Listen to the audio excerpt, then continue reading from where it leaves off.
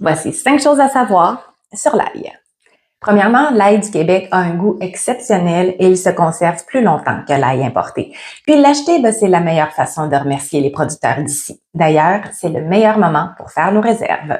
Comment reconnaître l'ail d'ici? Vérifiez la provenance sur l'emballage ou sur l'étiquette à l'épicerie. Recherchez le logo Aliments du Québec ou la mention Ail du Québec. Aussi, saviez-vous que la présence de petites racines comme celle-ci est un bon indicateur que c'est de l'ail du Québec?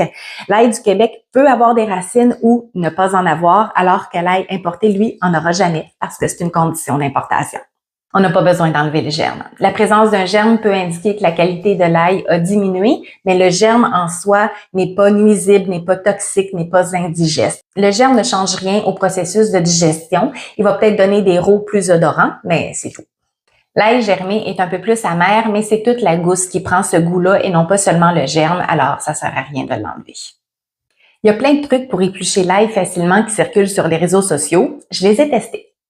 Mettre l'ail dans un pot et secouer vigoureusement n'a pas été très efficace de mon côté. C'est sûr que mon ail est très frais et dans ce temps-là, la peau adhère vraiment fortement à la gousse, mais j'ai l'impression d'abîmer des gousses d'ail plus qu'autre chose. Alors, autre truc, s'il vous plaît.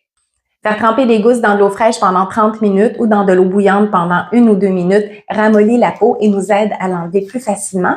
Personnellement, si j'ai le temps, je préfère le faire à l'eau fraîche parce que dans l'eau bouillante, j'ai l'impression de laisser des saveurs dans l'eau. Le truc qui fonctionne le mieux, c'est de mettre une lame de couteau à plat sur la gousse d'ail, de faire une pression. C'est la manière classique de faire et on comprend pourquoi.